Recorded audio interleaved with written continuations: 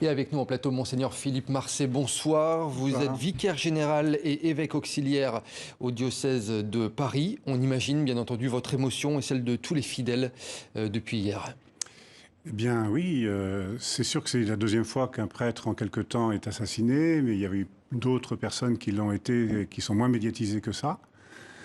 Disons que la différence que je vois entre le père Hamel, il y a à peu près un an, je pense, et puis le père Olivier Maire, que je ne connaissais pas par ailleurs, c'est que l'un, il est mort pour la foi, parce qu'il célébrait la messe, et l'autre, il est mort pour la charité, parce qu'il faisait du bien à quelqu'un qui en avait besoin.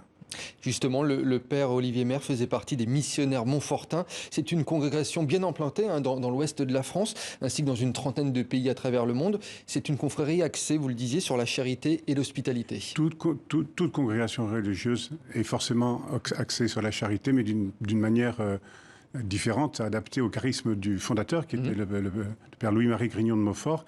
Et en Vendée, notamment, c'est l'origine de c'est le quartier général, si vous voulez, des Montfortins. Et le père Olivier Maire était le supérieur de cette communauté. C'était un devoir pour eux d'accueillir cet homme, pourtant mis en cause, on le rappelle, dans l'incendie de la cathédrale de Nantes. Ils lui avaient apporté leur pardon. Je pense que c'est un devoir pour un chrétien. Mais certainement que quand il a fait ce geste, le père Maire, il n'a pas pensé qu'il avait affaire à un fou ou à un homme en psychiatrie. Il a fait valoir juste son humanité.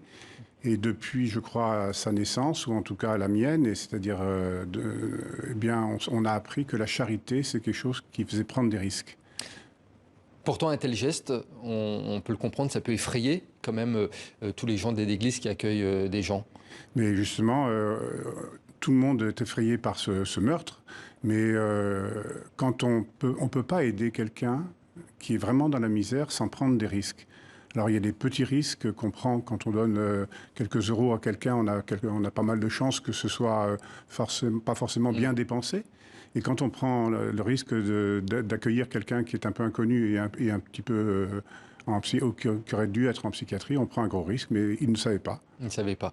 Est-ce que toutefois, certains de ces prêtres qui l'accueillaient pouvaient soupçonner ce qui allait arriver? Vous avez peut-être échangé avec eux ou Non, personne ne pouvait écrire, ne pouvait savoir ce qui allait se passer. Moi, je pense à quelque chose, c'est que ce crime, cet meurtre, il a eu lieu à Saint-Laurent-sur-Sèvre. Aujourd'hui, on est le jour de la Saint-Laurent. Et dans l'évangile qui a été lu ce matin à la messe pour le père Maire, l'évangile disait une phrase, entre autres, le grain de blé, si le grain de blé ne meurt pas, il ne donnera pas la vie. Mais si le grain de blé meurt, il donnera la vie. C'est-à-dire que la vie et la mort de ce père vont donner certainement une autre fécondité.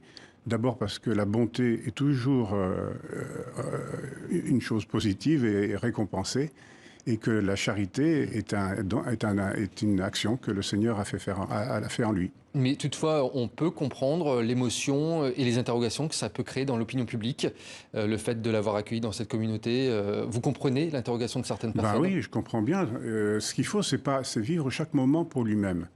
Moi, je pense que d'avoir ouvert de façon trop rapide et trop indécente la polémique politique, à la porte de cette polémique, on a évité d'ouvrir deux fenêtres qui devraient bien être dans notre vision. La première, c'est qu'au moment où notre société vit l'individualisme et que l'individualisme explose, eh bien, on apprend par cet homme que la charité explose.